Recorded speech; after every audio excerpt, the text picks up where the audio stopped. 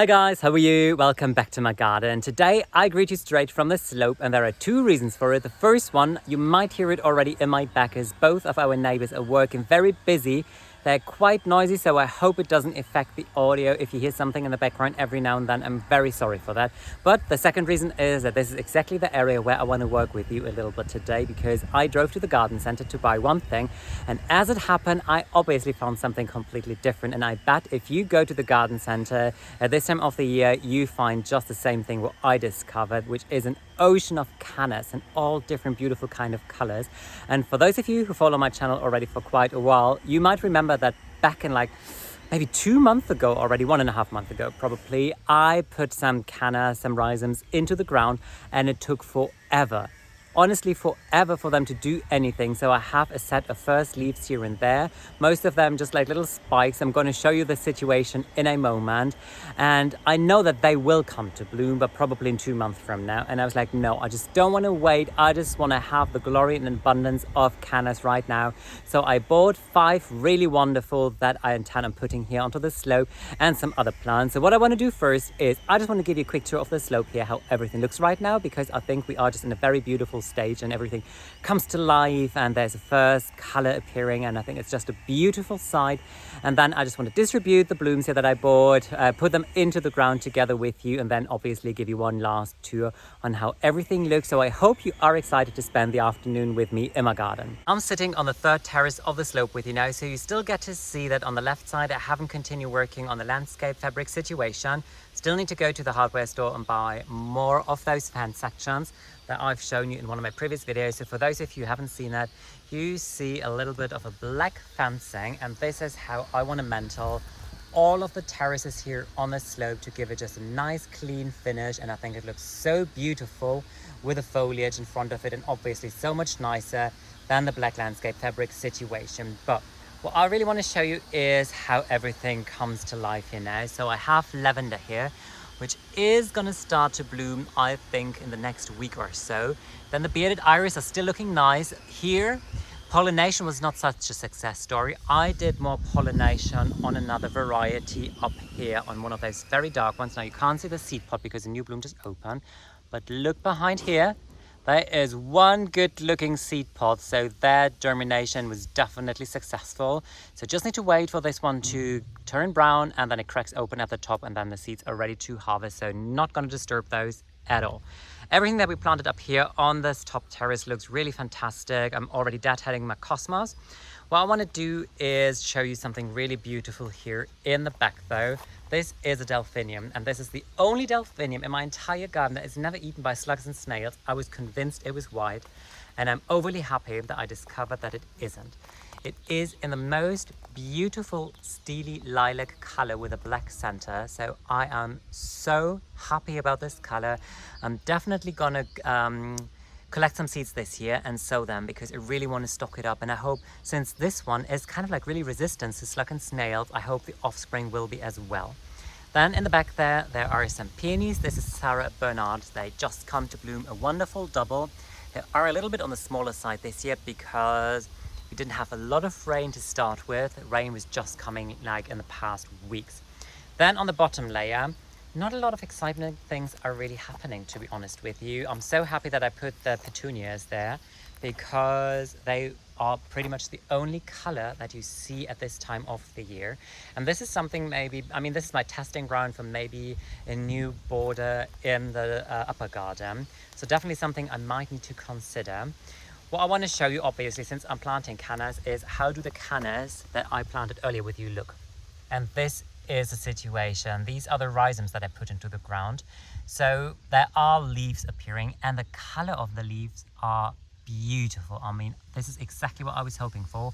Summer green, which is not really according to the label. So I kind of predict that 2 of the cannas were definitely a wrong patch in the delivery. And what else happened is that slugs and snails obviously came in and already were feasting on them. So that is not so beautiful. What I have here as well, this little back corner kind of is very cute. I have some Veronica that I grew from seed a couple of years ago. Really wonderful steely blue color. And I think it works extremely well if you see this in combination, obviously, with the petunias. And then in the back you see some heuchera foliage poking through. Don't know what variety it is. That was something that I used for a potting project last autumn together with you. But I feel, yeah, this is a cute area. This is kind of like the color scheme that I had in mind. What I want to do now is take you up with me and show you the plants that I found in the garden center. This is what I found in the local garden center here, and just the way on how I arrange these plants, I think they already look like a cute little miniature garden. So I found some heucheras in the front there, still very small, then some red-head pennisetum, and obviously the cannas in the back. So I just want to give you a closer look at all the plants. As usual, when I buy something here in the local garden center, the things come without any label information. So I wish I could tell you what varieties I'm growing here, but the reality of things is I can't. So I have 5 of these. The heucheras come in very small containers, but you know what? They came at a very sweet price, and I think that they're just very cute little plants, and they will definitely grow to a bigger size, obviously. Then I have these red-head pennisetums that I absolutely love just for the texture. Also for the color. They are annuals here in my area, so whenever I plant them, I know that they won't make it through winter.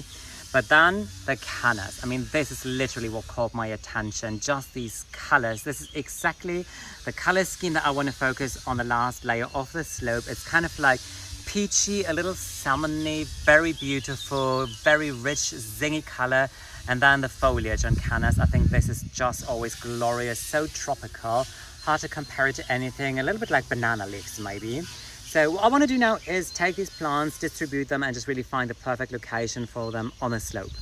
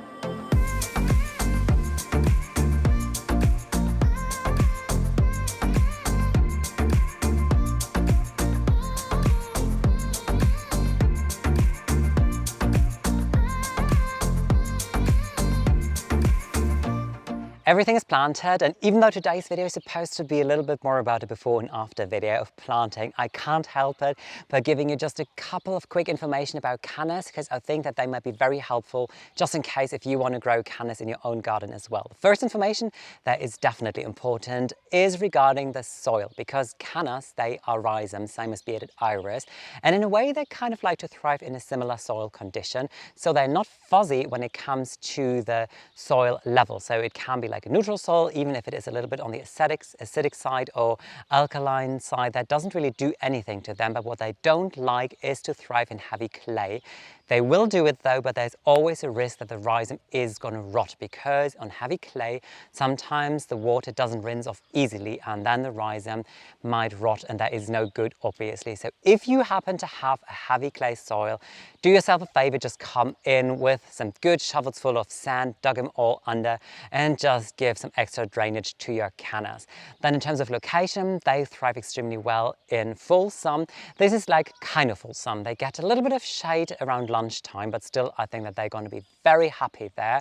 So what I want to do now is give you one last look at the area, because I think it looks really nice, and it is such a nice pop of color that was needed there. I hope you get to see in the back that beautiful dot of peach color, because before there was no color at all, and now there's something exciting to look at.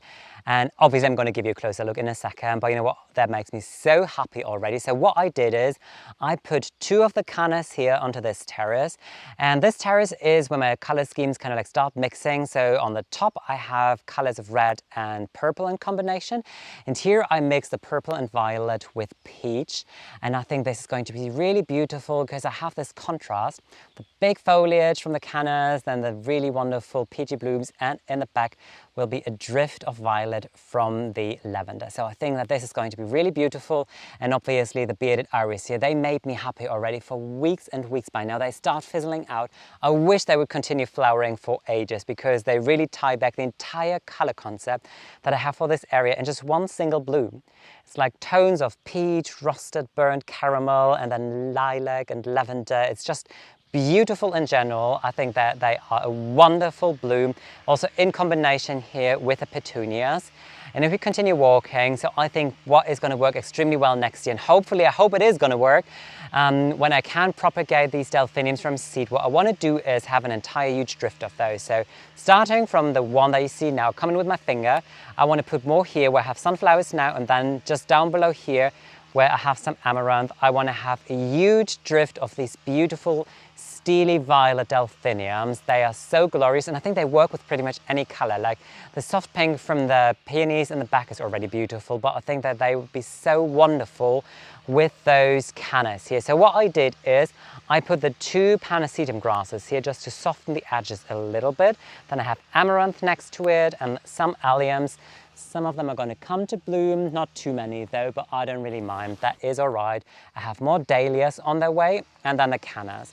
I think that they're just fabulous plants. They're so zingy, tropical, and this is something that I really want to focus on the slope in general. And I think what works so beautiful is that I have the heucheras as an underplanting, and they almost have the same color as the cannas, just on the foliage, and the foliage has a very intriguing texture.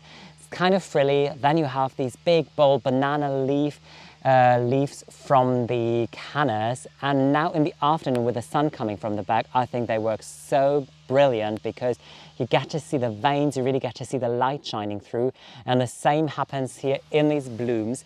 So these peach color blooms, they really come to life now in the afternoon. I think that they were just a wonderful addition to the area. So happy about today's project. That's it for today's video. I hope you enjoyed it, and I hope you like the outcome of today's video. What I kind of need to have an eye on though, like while I was planting, that was like really crossing my mind. I'm really happy that I put heucheras and the grasses in there because I need to have an eye on it that it doesn't turn out to be bonkers by the end of the year, because obviously a lot of the plants, they're still growing, they're still coming. So I have dahlias that are going to bloom there, but all of the dahlias, especially on the last layer, they will kind of be in different tones of peach and apricot. So I think this is going to tie in and work really beautifully.